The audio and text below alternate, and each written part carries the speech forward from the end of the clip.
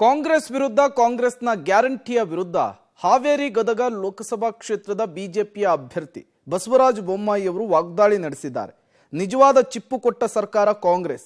ಮುಖ್ಯಮಂತ್ರಿಗಳೇ ಡಿಕೆ ಶಿವಕುಮಾರ್, ಬರಗಾಲದಲ್ಲಿ ನೀವು ಏನು ಕೊಟ್ಟಿದ್ದೀರಿ ರಾಜ್ಯದ ಜನರಿಗೆ?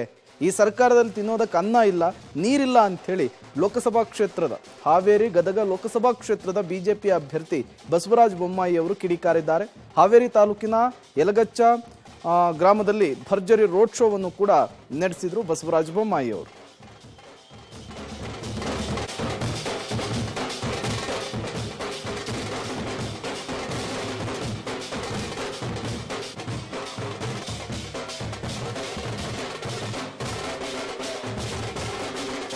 ಇಲ್ಲಿ ಮಠ ನೀರು ಬಂದಿತ್ತು, ಎಲ್ಲ ನೋಡಿದೆ, ಕಷ್ಟವನ್ನ ನೋಡಿ ನಮ್ಮ ನಾಯಕರಂತ ಯಡಿಯೂರಪ್ಪನವ್ರಿಗೆ ಹೇಳಿ ಮನವರಿಕೆಯನ್ನ ಮಾಡಿಕೊಟ್ಟು ಅಧಿಕಾರಿಗಳು ಬಹಳ ವಿರೋಧ ಮಾಡಿದ್ರು.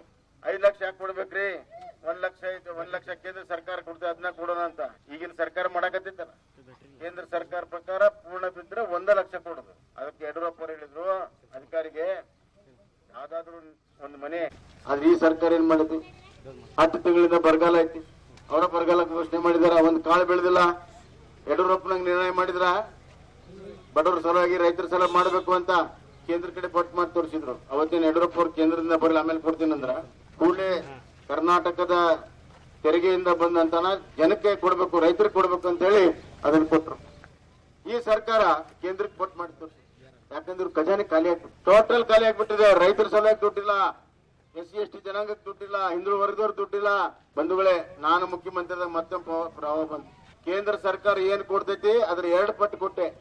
ಬೆಳೆ ಪರಿಹಾರ 6,300 ಕೊಟ್ರೆ ನಾವು 13,600 ರೂಪಾಯಿನ ಕೊಟ್ವಿ. ಒಣ ಬೇಸಾಯಕ್ಕೆ ನೀರಾವರಿಗೆ 25,000 ಕೊಟ್ವಿ, ಅವ್ರು 13,000 ಕೊಡ್ತಾರೆ ಕೇಂದ್ರ ಸರ್ಕಾರ. 2 ಪಟ್ಟನ ಕೊಟ್ವಿ. ಅವಾಗ್ಲೂ ಕೇಂದ್ರ ಕಡೆ ಪಟ್ಟು ಮಾಡಿ ತೋರಿಸ್ಲಿಲ್ಲ.